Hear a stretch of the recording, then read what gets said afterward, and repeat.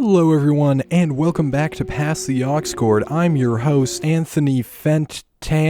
April was a month that we just went through. I kind of feel like I didn't, to be honest, which is why this is coming out damn near half into May at this point. And it's one that on the surface I'm like, yeah, that was an uneventful music month, but when I actually take a step back and look at the whole thing, we got some pretty crazy stuff to talk about today. We're going to start off with the more mainstream, very popular stuff that came out. We're going to go through all of those albums. There's just a few of them this time around, and then we're going to rank all of the slightly lesser known stuff, or much more lesser known stuff, from worst to best, as we do every month on this channel. And the first one we got up here is Bon Iver, SABLE, fABLE, which is sort of an album, sort of two smaller projects stitched together. I did not actually listen to the original EP first half of this album when it came out last year, because honestly, I just haven't really listened to Bon Iver before like that. Naturally heard a song here and there and everything, but I had never really gotten into his music, so seeing just an EP drop didn't really make me feel like I needed to rush out right away and listen to it. Now it's also included here alongside a full other album. And so seeing this, I went ahead and went back and listened to some of his older stuff. I acquainted myself pretty closely with For Emma Forever Ago, and a little bit with that, like, double self-titled, if we want to call it that. Immediately upon pressing play on this first half of the album, which is that original EP, I was kind of shocked at how straightforward things seemed lyrically, because a lot of it seems very up to interpretation, at least on those earlier records. It's some pretty typical singer-songwriter stuff, so that much is, I guess, to be expected with his music, more or less. Again, I haven't listened to everything, but it sounds great. I like where he goes with it. It's just that it was like a little bit more typical than I was thinking, I suppose. And then we get into the fABLE side of it. I think, assuming I don't have them mixed up, but the second half of the album, the much longer half of the album, is so much more poppy and a little bit more upbeat, and definitely gets more lyrically abstract as well. This is maybe sort of a blasphemous comparison, but I feel like someone who's a big fan of the 1975 would get a lot from this second half, and I've liked my fair share of 1975, so I was quite a fan of this second half. Not that I wasn't of the EP, but we get some really soulful melodies. There's some catchy hooks. There's some nicely produced and explosive moments all over this second part. I feel like there's a few features that land on this part too that kind of feel like a passing of the torch, or not necessarily passing, but igniting downwards of the torch. I especially noticed that with Dijon, and the track that he's featured on is absolutely fantastic. Even though it's a little bit more produced and processed, I would say the emotional depth to it is just as much there on this more poppy second part of the album as it was on the first, and there's so much soulful emotion in it. I know I'll Be There is a really great example of that. So all things considered, yeah, I'm pretty much into this album, if you want to call it an album. Again, it's kind of two projects in one.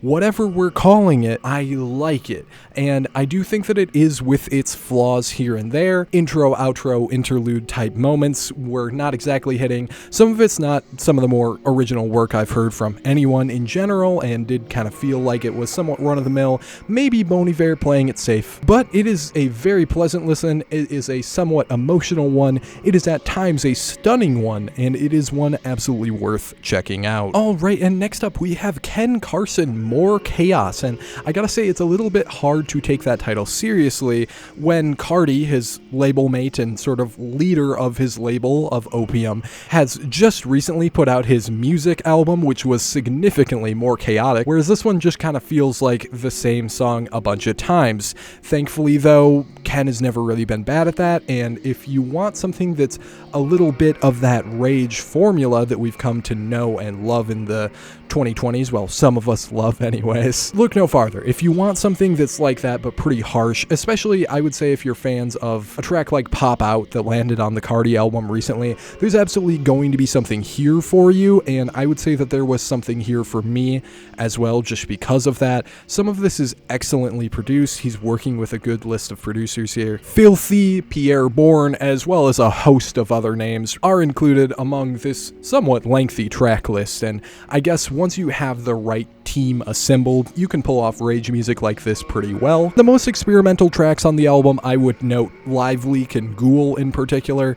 just sound absolutely amazing. So when it kind of breaks out of that shell, out of that repetition, this album is actually pretty amazing, but that doesn't really happen all that often. For the most part here, this is a rage album, this is an opium album, you kind of know what you're getting into, and you're going to be fine with that if you actually bother listening to this. Basically, the recommendation as a whole is if you were going to listen to this, then yeah, do so. If you weren't, then move right on along, because I'm not going to necessarily go ahead and recommend it to you explicitly. And next up we have my personal favorite of the very popular albums, and easily one of my favorite albums of the whole month, up there even in the whole year. This is Skrillex with Fuck You Skrillex. You think you're Andy Warhol, but you're not.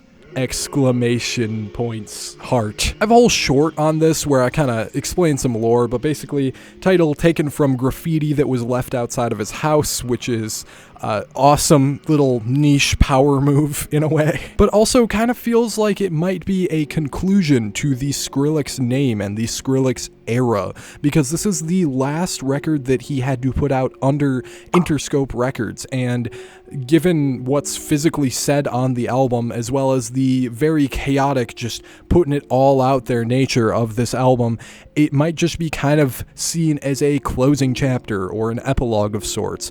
We're seeing tracks that have been lost or unreleased from Skrillex for God knows how many years on this album. Voltage is probably the most notable among them, if you know the backstory of Voltage, which also happens to be an amazing song, and I'm so glad it landed on here. What I really think is particularly cool about this that you don't see with a lot of albums in general that are of any scale of popularity, and especially I don't feel like you see with electronic albums, is that this album pretty much forces you to listen to the whole thing. Individual tracks will be 1 to 2 minutes each, more oftentimes than not, sometimes even shorter than that, not even crossing a minute mark. And all over this album we have DJ Smokey just yelling things out, as well as actually telling you to listen to the whole thing right away in the beginning of the album. It is unpredictable. It is chaos. It is Skrillex jumping from one genre of electronic music to the next, usually doing so pretty harshly and abrasively. At the end of the day, it makes for some really sweet ear candy along the way. Pretty crazy list of collaborators that land on this. I mean, I was most surprised and happy to see Dylan Brady of all people. You kind of have to listen to the whole thing, so it's a little bit of a time investment. I wouldn't pick and choose songs from this, but I mean, if you want a sample, try Voltage. But all things considered, it is just an absolute blast to listen to. The rest of this review has been seized by Atlantic Records. Okay, and that is literally it for the popular albums this month. Now, I'm not sure if I would have ended up putting her in this section or in the other section if I was going to include her album here, but Natalia Lafourcade also made an album this month which was very highly acclaimed and people enjoyed quite a bit. I also enjoyed it quite a bit, but God, am I out of my depth with that genre, with that style of music. However, I am very impressed by it. I like it a lot. I just want some time with it so that A, I don't sit up here and make an ass out of myself, and B, I can actually kind of accumulate my thoughts and tell you what I think of this. Count on it being in the May video that's gonna come about a month from now, a little bit less, but I will just say very good, wonderfully composed, incredibly impressive, and beautifully produced. Like, the mixing and mastering going on here is stunning. But with all that being said, let's move on to our best to worst section, but first, a word from our sponsor, Existential Dread.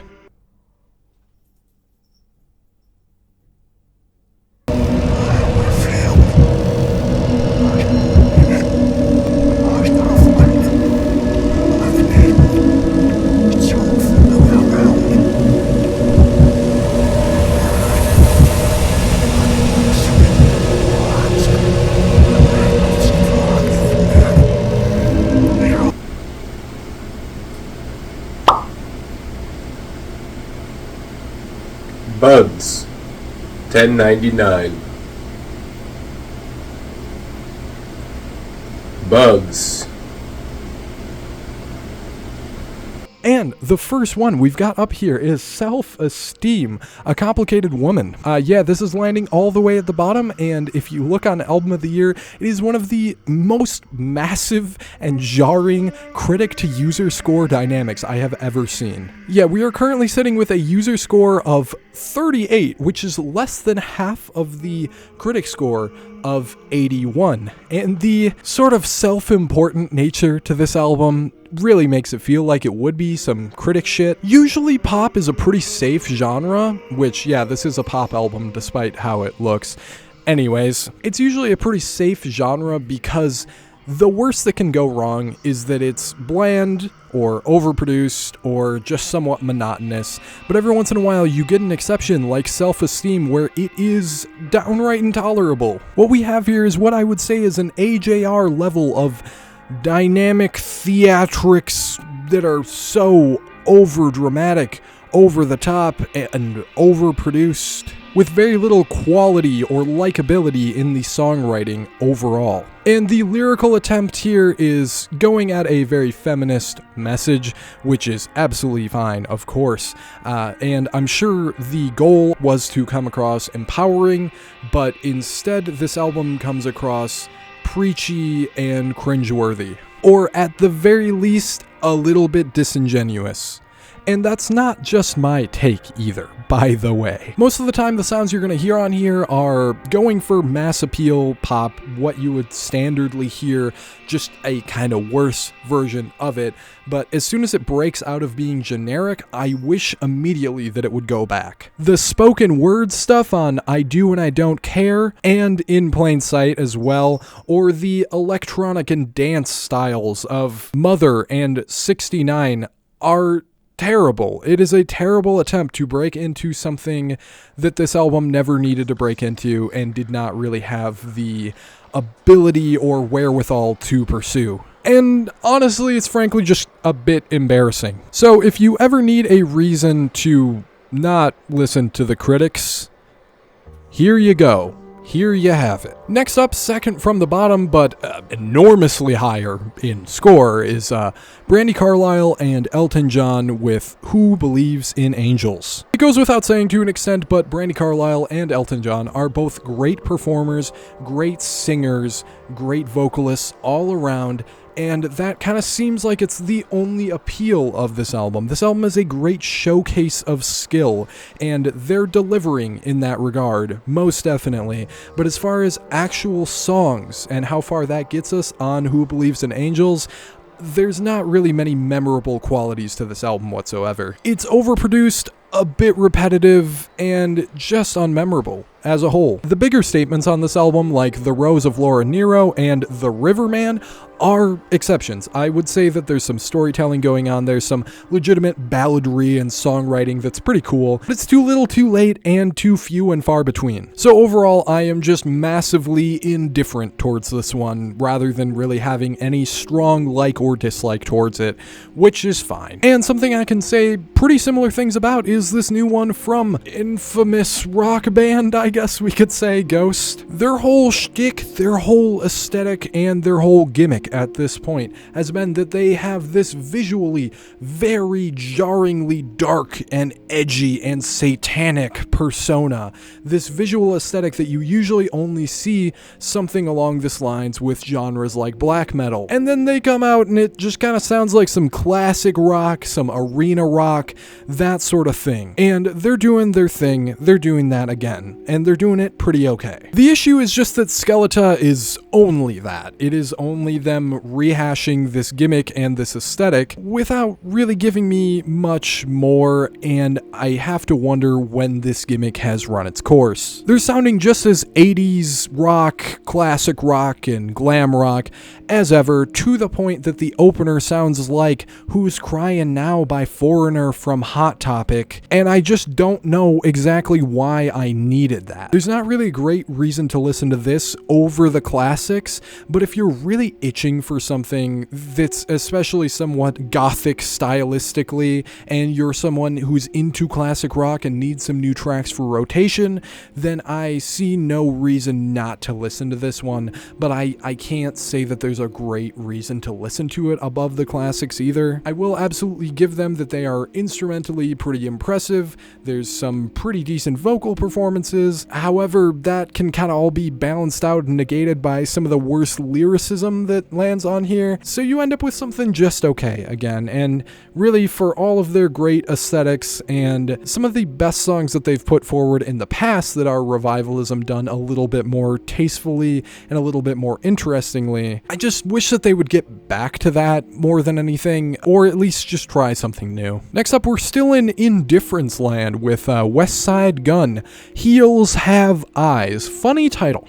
I'll give it that. He doesn't really miss in that regard often. I don't know, dude. This is just okay. These 4 Westside Gunn songs are indeed 4 Westside Gunn songs. Not bad ones, not perfect ones, but not at all memorable ones. And really, I feel like that is the only thing that holds Westside Gunn back consistently. It is just this insistence to keep making the same song. There's something so samey about how a Griselda track sounds at this point in general, let alone Westside Gunn with his very distinct vocal tone and delivery. The quantity over quality approach just isn't going to get us more masterpieces from him. I'm someone who doesn't really have a big favorite Westside Gunn album. There are great albums in the catalog, of course, though, but a very short project like this is just never going to be that project. And next up here, we have Julien Baker and TORRES with their collaborative album, Send a Prayer My Way. Now, last month, I actually went ahead and kind of went on a little bit of a tangent about this album coming out and what I thought that I would think of it, and unfortunately I was kind of right. We were reviewing the Lucy Dacus album at the time, and I love her last album. That is one of my favorite albums of the year, and I think that it comes across so effectively in the same way that an album like Phoebe Bridgers' Punisher did, because while the members of Boy Genius make sense together because they sound so similar, have a similar vibe, and just energy about them, their sound doesn't actually really work as well to me at all when they aren't solo, because there's something so uniquely intimate and very personal about their music. That feels especially the case to me for Julien Baker. Listen to songs like Hardline and imagine a feature on that. It would be so jarring. So the fact that Julien Baker here is collaborating with someone else is going to be kind of a hindrance, and I don't really care for TORRES' performances on some songs either. I can't say that I've heard of her before, but as a first impression, I'm just all right with her songwriting ability, her vocal ability, etc. I'm just not really taken aback in any sort of way, but Julien Baker also feels a little bit out of her element here because this is mostly a country album. I suppose there's a way to make that transition seamlessly. I'm not really sure this was it, but it's an okay transition. That's not to say this album is terrible. It's just a little bit more generic and run-of-the-mill and underwhelming than what I would expect from Julien Baker especially, or any of the members of Boy Genius. But again, we have an outside factor, totally different genres, so it's probably not right of me to constantly make those comparisons. So for whatever it's worth with this album, there are some great tracks on it. If you're looking for something that's very contemporary country, but doesn't lean too hard into the over-cleanliness and pop sensibilities of the modern age, then you could do a lot worse than this. There are flash in the pan moments of very nice imagery, very nice song structures and themes as a whole, but at the end of the day, it kind of comes back around to heartbreak, love, depression sometimes, things like that, in fairly straightforward and simple ways. It's paint by numbers in a way, but it could have been worse, because painting by the numbers at least makes you end up with a pretty clean picture at the end. And next up, we have the self-titled from Superheaven. And this is apparently their first album in 10 years, so while I haven't listened to them before, I figured if there's ever going to be a time, it is now. However, listening to it, I really would have thought that it would have been longer than 10 years since these guys were making music, and that's not necessarily a huge insult, but this does sound like something before an era of 2015, maybe more like the 90s, as I'm getting reminded of bands like Pearl Jam or Soundgarden pretty frequently all over this. And where this album falls, if anywhere, is just that it does that sort of thing, playing to alternative rock and grunge standards, and doesn't really go any farther with it beyond that. There's not a bad song among the 10 that are here, but they are more or less the same thing, with some variance in speed and intensity, some variance in lyrical content, but when you're listening to them casually, they come across the same way. If this is something that you're really a fan of, and grunge is a genre that you can't get enough of, then by all means, go check this out. Otherwise, unless you're a Superheaven fan, I don't really see the reason to check it out. Next up, we have Ginkgo by Panchiko. Naturally, their album Death Metal. This is not going to be a hot take. You're watching someone talk about music on YouTube, but I love that album. I love that album a lot. I did a reaction video to it years ago, and it is one of those reaction video albums that stuck with me in my heart. And I love the strange little backstory behind it, the amount of coincidences that had to occur for us to all hear that album and appreciate it for what it was. Naturally, when they reformed and I saw them put out an album a few years back, I want to say 2023 now, Failed at Maths, I was very excited to hear that album, and at the time, I accepted it pretty well. I was actually quite a fan of Failed at Maths. But I can't say that I've ever really gone back to it much outside of the general time frame in which it released. Can't say I remember much of it now. And unfortunately, I'm just gonna go ahead and get ahead of myself a little bit with Ginkgo and say that it's gonna just be the same thing, because even more so, right as I'm listening through these tracks, not much is sticking with me. The album's fantastic title track was a single for this, and it set it up to be something so consistently unique, personal, and beautiful. There are flashes in the pan that feel like they recapture that Panchiko magic, but they're pretty rare. They range from spacey psychedelic pop on here to lo-fi indie rock, and almost at no points am I gathering what exactly the personality and DNA of Panchiko is, nor do I really get a clear read on what they're trying to do on this album. And I end up feeling like I'm going a bit hard on this album for what it is, because it does all sound good, and most of the things that they're attempting, they're pulling off to some extent. I gotta just give it to them because they are good musicians. Absolutely, at all points, I'm not really complaining about the actual sounds that I'm hearing. I'm just complaining about a little bit of a lack in personality, in ability to just make a memorable song rather than a good sounding one. There's still time for it to grow on me, and tracks like Chapel of Salt do stand out and have something a little bit more snappy and satisfying about them, so I'm gonna go ahead and hope that it grows on me, because I probably will revisit it just for the sake of it. Alright, and next up here we got Thorrhes, Star. Thorrhes is one of those artists that makes me feel old, because despite being young, I just feel like I have no idea what the younger people on the internet are talking about sometimes. But nonetheless, I went ahead and listened to a Thorrhes project here, and maybe this is reductive, but what I'm essentially gathering is that his sound is a combination of what Drain Gang does and EDM. Sometimes that is more interesting on paper than it is in execution, and sometimes it goes ridiculously hard. I don't love and hardly even like the full album experience with Star, but the highlights are massive highlights. Danceable and fast-paced songs such as Nerve, You, and Flash are catchy, punchy, satisfying, and immediately likable. It is a super nice blend of pop rap that would be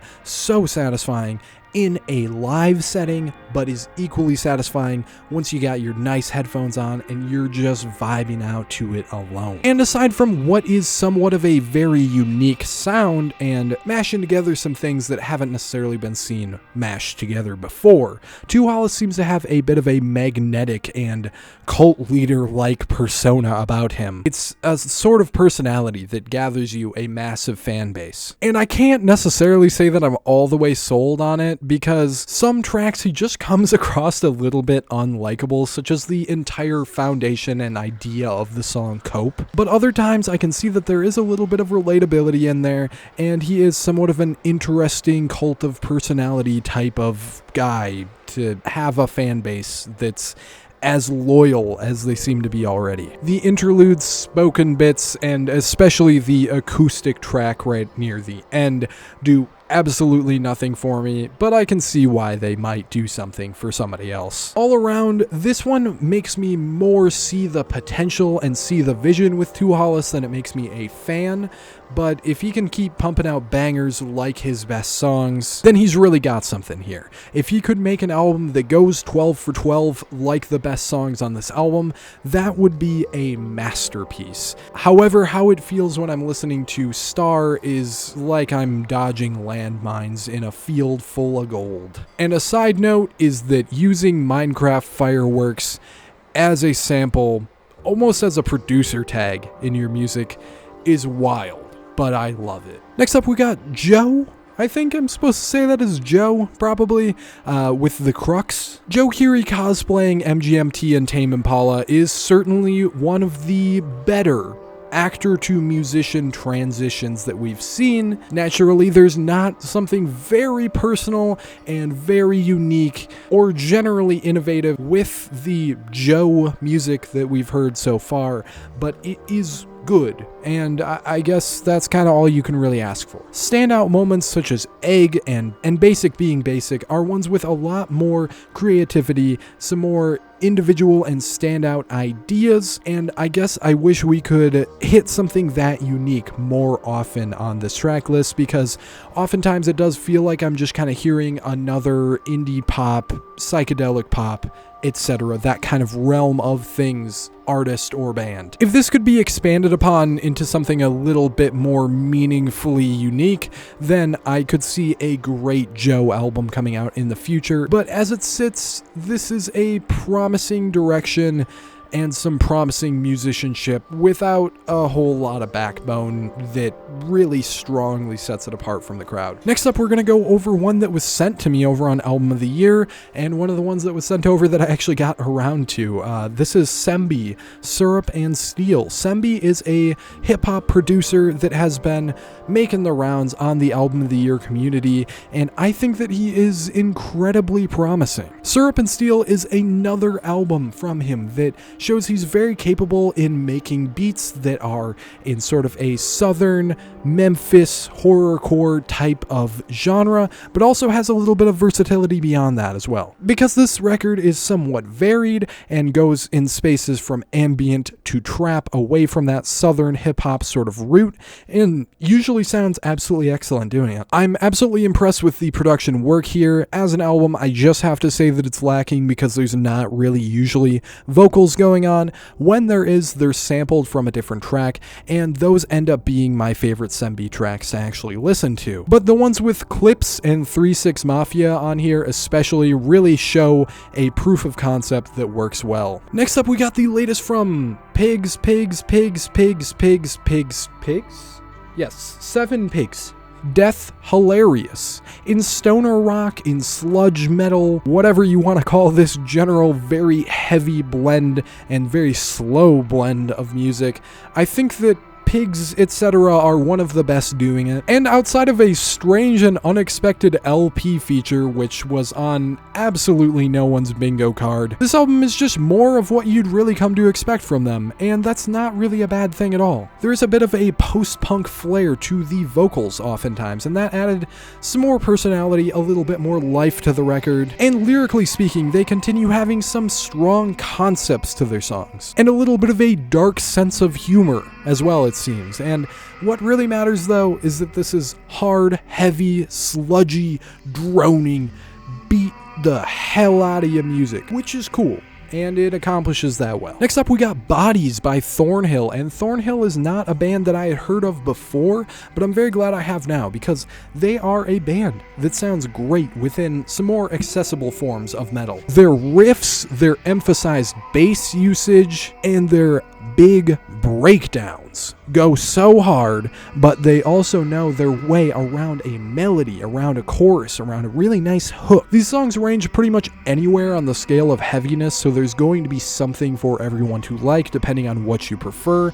Personally, I was much more keen on the heavier tracks here, but if you're into something that has a lot more pop baked into your metal, there's going to be something here for you too. And overall, I'd argue that even though they range in preference heavily, there's not even a mediocre song here, let alone a bad one. My only real issue with Thornhill at this point is how indebted to their influences they appear to be. Realistically, what we're getting here is Deftones if they leaned a bit more into their nu metal side. That's still a lot better than most very generic metal bands can do though. They are running the range with that formula, because going from a song like Crush to a song like Tongues is pretty impressive, so they're showing that they have a little bit more versatility if they want to go for something a little bit more individualistic, a little bit more unique. The way it sounds though is great, and if they want to just continue making music that sounds great, then they're on the right path. Next up here, we have the return of vaporwave legend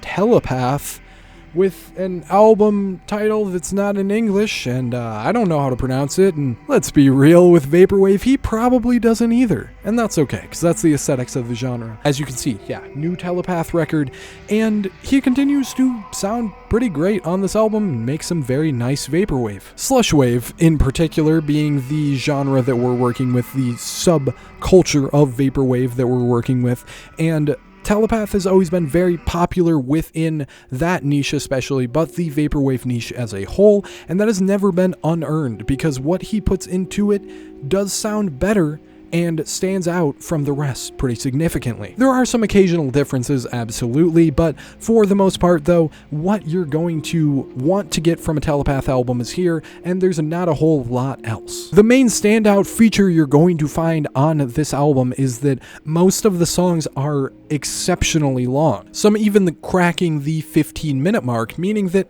you're going to have a lot of droning, slushy ambiance to sink into. And it's a blessing and a curse, because it does give you time to sink into that atmosphere properly, but it also does feel a bit repetitive and indulgent, perhaps. But if we're going to be completely real, a lot of people aren't going to have this on as the only thing on, and even if you are, sinking into the atmosphere of it is going to be something you get some value from. It is overall a well-crafted and enjoyable entry into something of this style. Next up here, we're going to go ahead and do Deerhoof, Noble and Godlike in Ruin. This album is a lot, and we could be here all day trying to break it all apart. I think one of the main sentiments that we're going to be getting from this is the relationship between man and nature, as well as man and machine. That can be seen very well on the opening track alone, giving us some literal nature sounds as well as lyrical themes that kind of match that. But things so quickly get off of that pace with just how erratic and unpredictable our second and third songs are, and then going into a even darker and heavier direction that's also a bit transcendent on the fourth track there following. And by the time we get down to tracks Disobedience and Ha Ha Ha Ha Ha, I think is the right amount of ha's. It's complete chaos. I think if you're a fan of Black Midi like myself, you're going to get a little bit of something out of those ones. They get to big, noisier climaxes, have some jazz elements almost sort of kind of to them. We have a song from the perspective of a bomb on here, so that kind of gets you into just how wild they're going to get lyrically speaking. There is absolutely a point to be made at all times though, and I think that can be especially said for our excellent closer, which was Immigrant Songs, and this is the most chill and relaxed and catchy song on the album for much of its runtime, before closing the whole thing off on this huge chaotic noise section, which is so climactic but so abrasive and just not widely appealing in the slightest, which is why it's such a nice weird little contrast to what comes before it. So yeah, kind of going through the flow of the album is just about the only way I know how to talk about this album, and I guess that can be kind of expected from Deerhoof at this point. They're not well known for their accessibility, and this might be the least accessible Deerhoof album I've heard. But if you're into experimental rock, noise rock, anything that's very weird and has a point to it that it wants to tell you something, but you're gonna have to do some work to get to that, yeah, go check it out. I mean, I don't know how to talk about the damn thing, but it's crazy, it's cool, it's awesome. And next up, we have one of my more anticipated albums for the month as a whole, and kind of up there in the year as a whole. That being Viagra Boys' semi-self-titled Viagra Boys. Naturally, these guys proved to be one of the best in post-punk with their 2022? I said it so confidently and then I didn't know. Album Cave World. Cave World did its thing best by being this very interesting set of vignettes, set of characters where we'd see someone speaking from an entirely different perspective, having sort of these radically different and wild concepts on each song, with something new to be offered, lyrically speaking, as well as just making some post-punk type of music that sounds awesome, and being particularly strange and outlandish at times. And I think that most of that was all picked up and used more pretty well on this semi-self-titled, again, whatever we want to call it. Viagra Boys is a band with a lot of personality, and I think that a lot of that came to fruition on this album. I don't think that I can get a song with the same sort of outlandish edge as Pyramid of Health or Dirty Boys especially, and those have some very unique concepts and pretty unique sounds to them as well that I mean, nobody else is doing that right now, and it's very cool to see someone doing it. While the sound of it is similarly strange to the lyrics, to the various concepts we see on here, it doesn't have quite as much Viagra Boys' unique personality as something like writing a song from the perspective of a dog at the vet would. There's some pretty off-kilter and unexpected things all the way throughout here, and some stuff that just sounds so damn fantastic.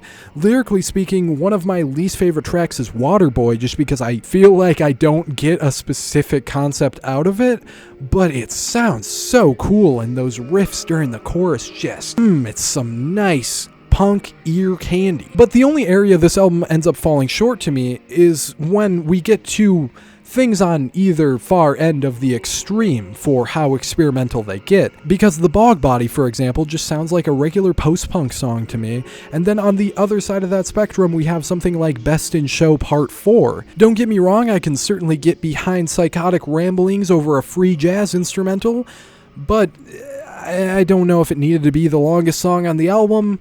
I think it goes on a bit, and I don't know how good the bit was to begin with. It's hard not to feel a little bit let down here, just due to how promising of an act Viagra Boys is. But that's comparison being the killer of joy. Realistically, what we got here is a collection of songs that are pretty sick, and there's some awesome highlights on this, so I can't complain as a whole. And next up, we have an album that I considered putting in the other section because it's certainly anticipated enough to end up there, but maybe just not necessarily at the same level of popularity. Black Country New Road, Forever How Long. Let's get into it. This ends up being a very complicated listen for me because when I think of Black Country New Road, personally, for whatever reason, I'm still expecting them to sound like their debut. I'm expecting something that sounds more like Slint than something that sounds like Vampire Weekend, and that's a character flaw with myself, okay? I don't know why I can't detach old Black Country New Road from new Black Country New Road, but I would think that I'd like it even better given how much I like their Live at Bush Hall album. The biggest strong suit for Forever How Long, at least to me, might just be that it does a really good job at sounding elegant and beautiful. The arrangements and instrumentation aren't that far off from what you would expect with Baroque pop, art rock, or chamber pop contemporaries, but what they do with that is very impressive. Tyler Hyde being the vocalist is naturally something that is very new for this band, and it is one of the reasons that it sounds so different from their debut, because of course we had Isaac Woods splitting off from the band. And her vocals are so sweet and do a really good job at conveying the ideas, messages, themes, etc. throughout these tracks. I'm sometimes itching for something darker or something heavier with a bigger crescendo, but that doesn't necessarily make this album any worse than it actually is. And I would say even down to the lyrics here, this is just something that takes so much getting used to from this band. Whether it's something very storytelling focused, like on Nancy Tries to Take the Night, something entirely straightforward like Besties, or something pretty abstract. I can always appreciate what they're doing on here lyrically speaking, but I just don't know if it has that same weird, vulnerable kind of emotional magic that Black Country New Road started off with. And while this isn't going to be Ants From Up There Part 2, it's not going to be their first album again either. It's something else that's very cool, and I can appreciate it for what it is. But it's just not what I was expecting.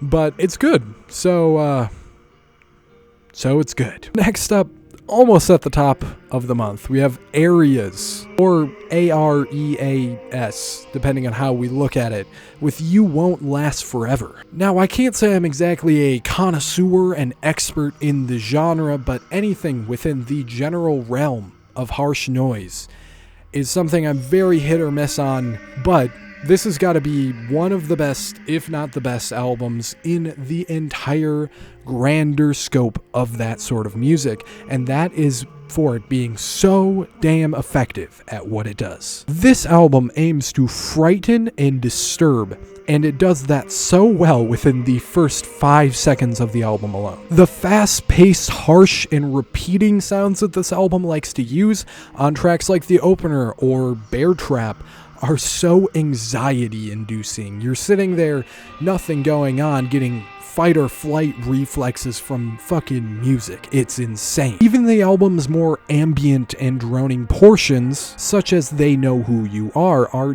deeply unsettling and uncanny, and this album does not let you get a second to breathe between its frightening aspects. Even the dark, distorted-looking cover and title are distressing to an extent, and it's just so effective in being extremely intimidating music. But looking beyond its intimidation factor, the way this was produced and put together in general is so impressive to me. This may be more preferential than anything, but with a lot of industrial music, the lo-fi tendency of it tends to kill it a little bit for me and just make it unpalatable. And I find a similar level of unpalatableness with the big blown out and distorted walls of noise we get from a lot of power electronics or harsh noise. But this feels like it nails that beat down percussive progression of something like power electronics, the gloomy, tense, and atmospheric buildups of dark ambient, and the big, crunchy, harsh types of moments where harsh noise gets its appeal. There's a stronger level of cleanliness and attention to detail you just don't see with noise or noise-adjacent music genres very often that ended up leaving me very impressed with the listen. If I were to point out any distinct negative, it's that sometimes the progression from track to track feels a little bit scattered and inconsistent. Originally, I kind of said that the closer, being the longest song on here, and feeling like separate songs in a way, was a little bit unsatisfying and a little bit jarring to me. And then the person who actually made the album came in and said that he wanted it to feel like a final boss fight sort of vibe at the end of the album. I can just appreciate the charm and the idea of that so much that I'm not even really bothered by it. But all around, if you like harsh and scary things, fucking here you go, eat this up. Christ, it's awesome. Alright, and here we have it. The reason that April is a month in music that will matter to me for a long time, not to discredit anything before it, but Revengeseekerz by Jane Remover. In preparation for this album, I went ahead and went back and listened to all of Jane Remover's music that came out before this because I hadn't really heard most any of it.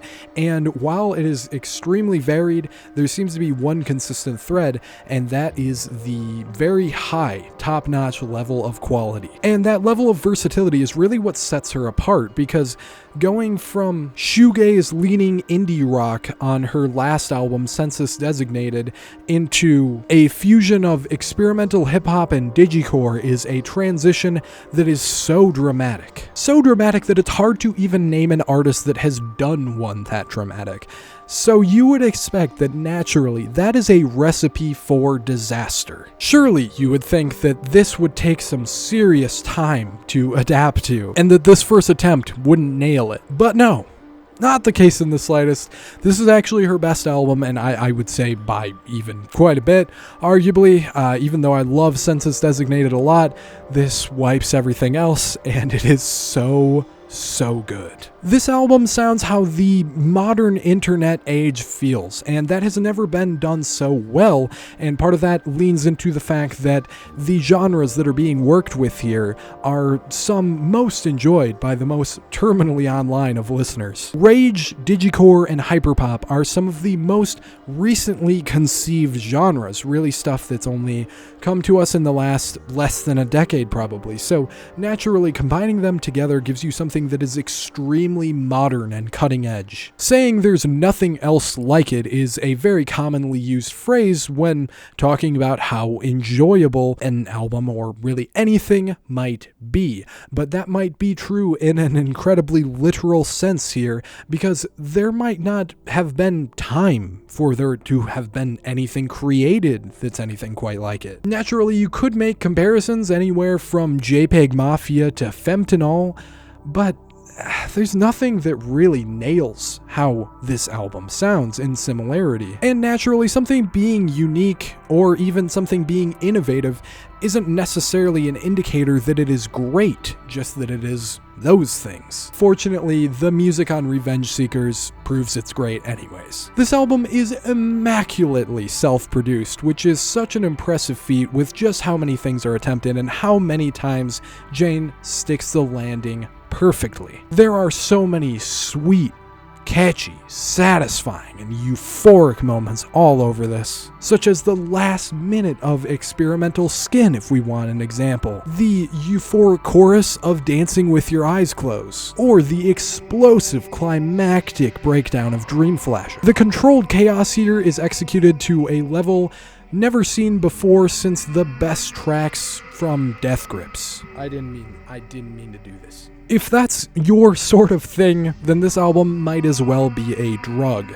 And the sample choice is also so fucking fantastic. I did a whole little video on that if you want to check that out. Lyrically speaking, this album isn't usually on the same poetic and deeply introspective type of level that Census Designated was, but it is equally great and equally impactful for entirely different reasons. It's a very meta album as a whole because it speaks on her thoughts on fame, popularity, continually creating music, and things of the like. So it's an album that's about itself in a way. The first track especially is a song that is essentially about the album that it's opening up, with the way that it seems to speak on this being a very dramatic switch for her. At other points, it seems Jane is seeking godlike vengeance upon fake friends, fair weather fans, anyone in the way of her ambitions, but also introspectively self-critiquing a little bit more. Look no farther for that than JR, where it seems like she wants to make some distance between her past eras that she's not as proud of. But throughout all of that, she manages to keep a fun tone, with niche references and insane quotables all over it. The balance of less self-seriousness being a thing in here at times was really something that ended up being more necessary than you'd think and adds so much to the overall experience. I wish that I had a little bit more interesting to say about my latest perfect score, but the essence of what I'm getting across here is yeah, it's just as great as what other people are saying. And this is only going to be something that hits if you're into a specific niche and style of music. If you're into experimental hip-hop at all, I would specifically say go check this out because it's absolutely going to work for you. Once you are in with that specific style and liking this sort of experimental thing, you're absolutely going to love this if that's how your brain works. Take this with a grain of salt, but if you are on this channel, I think there's a great chance that you're going to like this album just as much as I did. Also, I feel like I just have to mention the Danny Brown feature because I didn't mention it before, and how great of a song Psycho Boost is in general. That's a perfect song right there. Actually, most of them are. I gave it a perfect score, but like, Whoa, we didn't see Psycho Boost coming at all. That is going to wrap it all up for April. We're, again, a little bit deeper into the month than I wanted to be. May is such an exciting month. The 30th, of course it would be the 30th of this month, is bringing us so many crazy new releases, and we already saw some, such as Car Seat Headrest already came out with something. Yeah, so May's going to be exciting, maybe a little bit more eventful. Will it have a 10? Ooh, no, probably not, but we'll see. We'll get back here next month. For now, you got some recommendations. Go check out, especially some of the independent artists I listed off here. You can also find direct links to everything on Album of the Year. I have all of my socials linked down in the description as well. Also, make sure to drop a like on the video if you did like what you saw here today, and subscribe and turn notifications on for more music-related content coming your way. And I will see you in the next video.